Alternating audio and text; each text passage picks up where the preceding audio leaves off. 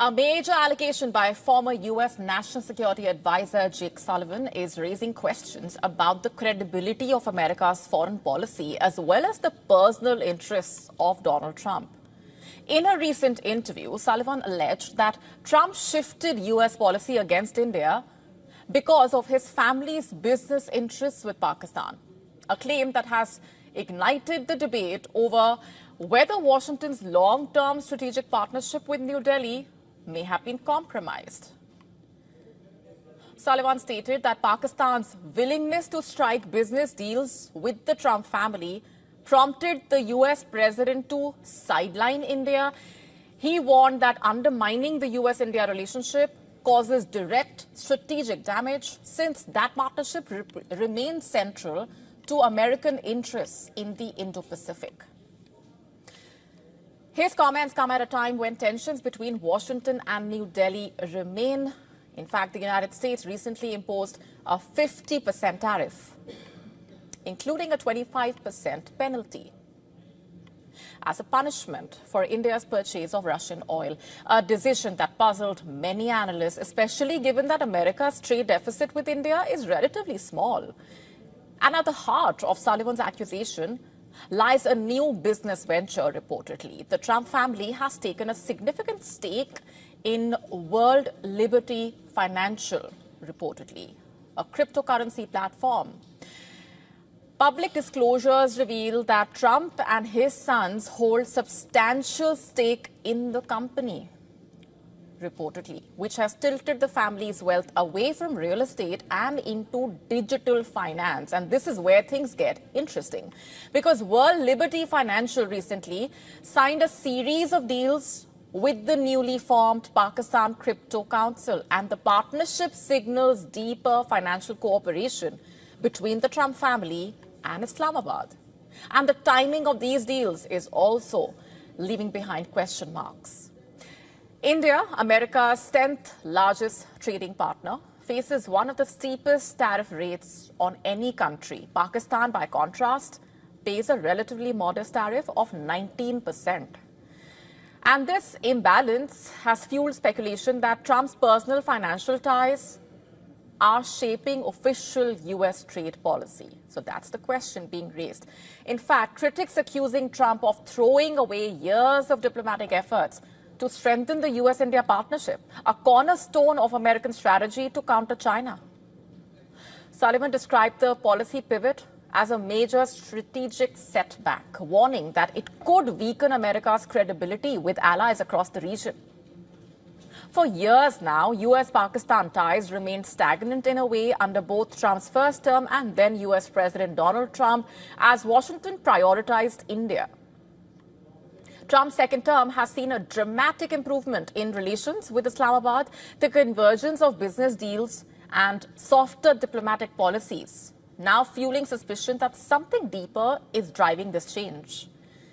The allegation that Pakistan effectively bribed Trump through business arrangements, posing serious questions about how personal interests could be reshaping America's foreign policy and its diplomatic ties, with America's president at the center of all of that. Shifting focus now to Gaza, the Israeli government and the military do not seem to be looking eye to eye, and at the center of this are reportedly disagreements creeping up over the Gaza plan. Speaking at a cabinet meeting called by the Israeli Prime Minister, the chief of the Israel Defense Forces reportedly warned that Israel's plans to conquer Gaza City could lead to full-fledged occupation of the Gaza Strip. In line with his assessment, the IDF Chief General Eyal Zamir reportedly warned of a military rule and pressed for discussion around the ceasefire deal, one which has already been accepted by Hamas, but remains opposed by the Israeli Prime Minister. Not just that, a minister from Netanyahu's own party, David Amsalem, reportedly warned that the planned expansion of the war could turn Gaza into Israel's Vietnam, quote unquote, thus drawing a link to America's role in the Vietnam War. Refusing to hold a vote on the IDF chief's proposed truce and hostage deals, Netanyahu has said that such a thing was not on the table, reportedly. The Israeli Prime Minister added that US President Donald Trump had pushed him not to accept a partial deal and rather continue the war with Gaza with full force. Hamas, on the other hand, denounced reported Trump's plan to take over, saying that Gaza is not up for sale. The hours-long meeting turned out to be heated, also contentious, creating factions on the Gaza takeover plan and no real solutions in sight as such. And there are huge implications as far as Gaza's future is concerned. Israel's offensive continues in Gaza. Fresh explosions across the Gaza Strip killed over 30 people reportedly, taking the death toll to 63,633 as per the Gaza Health Ministry.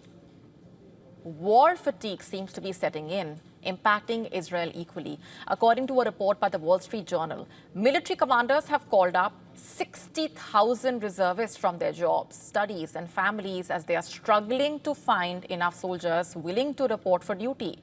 And the West also has intensified calls for recognition of a Palestinian state.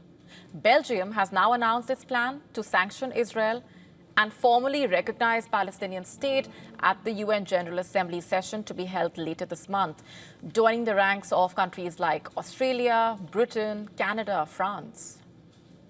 And reports suggest Netanyahu seems to be mulling the annexation of parts of the occupied West Bank. Listen to this. It's a good thing, even if I think it's a bit late given the events. It's been going on for 2 years. Also, with the conditions that are attached, for example, I saw that Hamas would have to be disarmed and all that. So in a way, it's something that could be complicated to implement, and therefore will actually delay the recognition of the Palestinian state. It would have been better with direct recognition without conditions. For me, there you go. The question is, can Israel settle with winning the Gaza bet but losing its image internationally, as indicated by US President Donald Trump himself? Monsoon fury continues to wreak havoc in northern parts of India.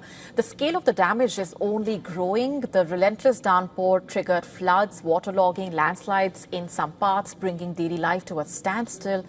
In Punjab, at least 29 people have lost their lives. More than 2.56 lakh residents have been impacted by the devastating floods there.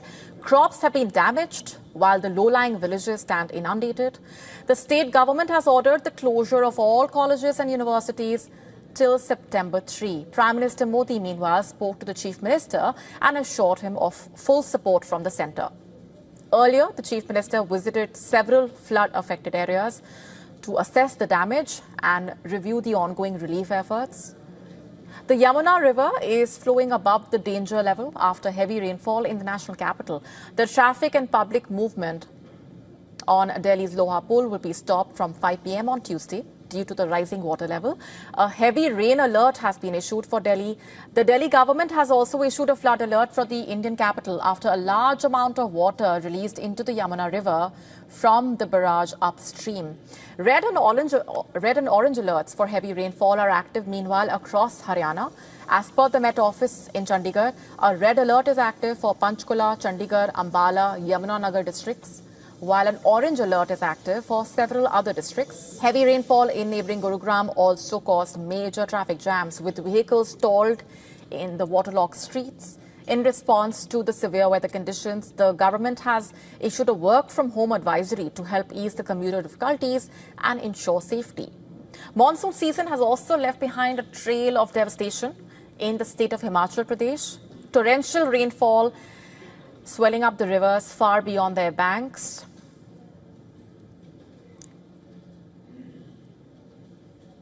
Since the monsoon started, relentless downpour and triggered disasters have claimed over 300 lives in the hill state. In Jammu and Kashmir, meanwhile, schools and colleges will remain closed today.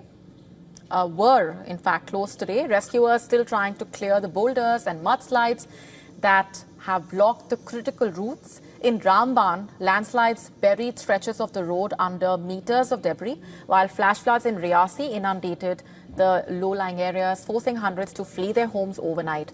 In Uttarakhand, the Chief Minister has warned that the next 24 to 48 hours will be crucial. He said the authorities are relocating the families from the damaged and waterlogged homes to the safer areas, with the disaster response teams working round the clock to minimize the casualties. To stay up to speed with the latest news, download the WION app and subscribe to our YouTube channel.